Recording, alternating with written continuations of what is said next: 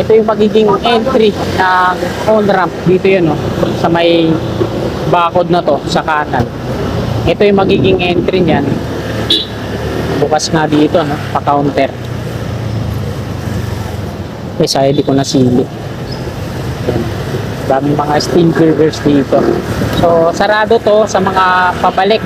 Sinimulan ko to, walang naniniwala sa paligid ko. Eh ano? Yan, magandang hapon mga kasikap. Kaka-out ko lang sa Malacanang Park. Time check po tayo. Ayan, o. Alas 5:17 na po ng hapon. So, nandito tayo sa Magsaysay Interchange. Ayan, o, traffic, ano. Mga pakyat yan dyan sa NLEX Connector. Yung mga nata-traffic mga kasikap sa Quirino Avenue, no. Dito yan sila diretso. Tapos aakyat dyan sa Magsaysay Interchange, kakaliwa, aakyat ng NLEX Connector patungong Valenzuela, Nabotas. Yan sila dumadaan kasi kung gawa na sana itong NLEX Connector, no, kung hanggang sa may PUP, dire-diretso na sana sila dyan, hindi na sila iikot dito sa may Nagtahan. Ito yung right of way na CR patungkol din sa Santa Mesa. So, hindi tayo makapasok dun sa may Padre Jacinto Zamora Bridge. Dito tayo dadaan, papaliktad dun sa may Old Santa Mesa. Tapos papasok tayo dun sa one way. Tagal na natin hindi nakakapag-upgrade. Sayang nga, hindi ko naramdaman na ganito pala yung magiging araw natin ngayon, panahon. Kaya hindi ko nadala yung drone ko.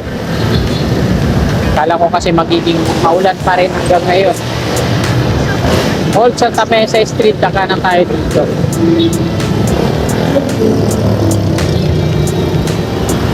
Grabe, dito naman ang matraffic.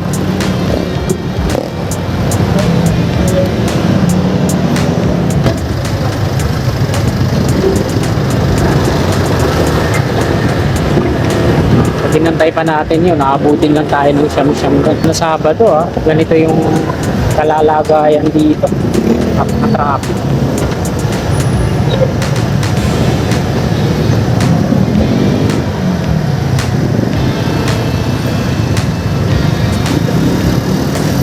Nasa Old Santa Mesa Street tayo.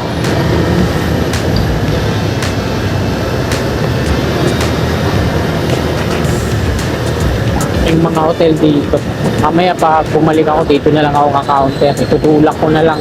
Grabe din yung traffic sa kabila.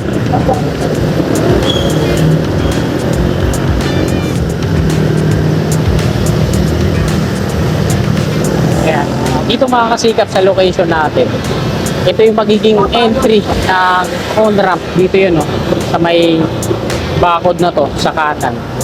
Ito yung magiging entry niyan. Bukas nga dito, no? Pa-counter. Eh, sayang di ko nasili.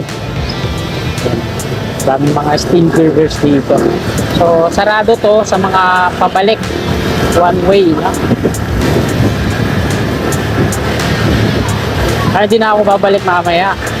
Diretso na ulit ako dun sa may Mabini Bridge. Yan, ito yung viaduct na Mopram.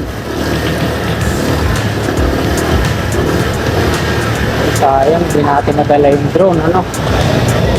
So, ito mga kasikap po. Yan. Check na natin, baka mamaya nakapatay na naman yung cellphone ko. Yan. Mamaya nakapatay na naman yung cellphone ko, tapos sayang na naman yung pagkakataon.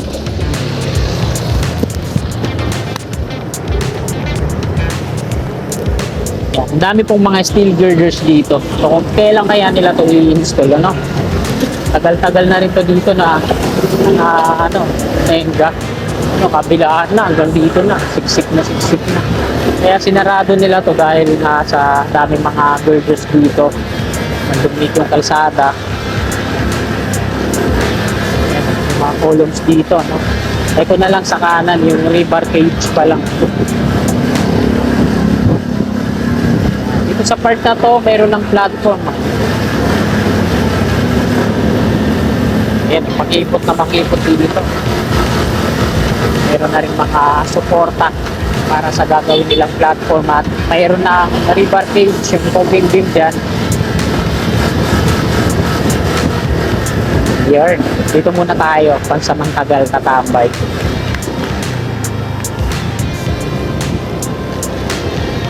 Pwede naman pala dito. At sa kanan natin yung tulay ng PNR na tuluyan ng na-demolish.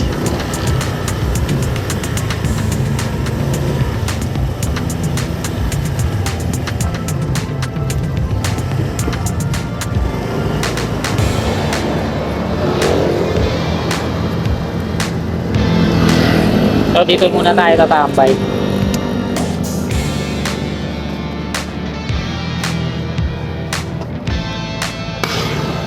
One way nga, no? Yung mga patungong Quirino lang yung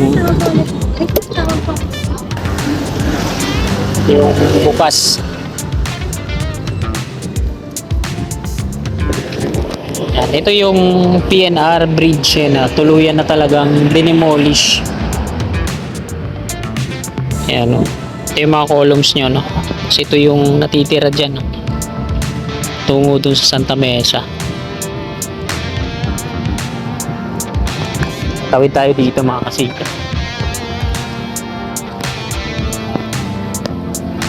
Padre Jacinto Zamora Bridge to dito, merong activity sila na ginagawa dun mismong nasa sila, nasa gitna ng tulay. Ito yung pandakan na yan dyan, tapos dito sa kabila Santa Mesa, Ilog Pasig. So hindi ngayon marami yung basura, no, tsaka mga water hyacinth.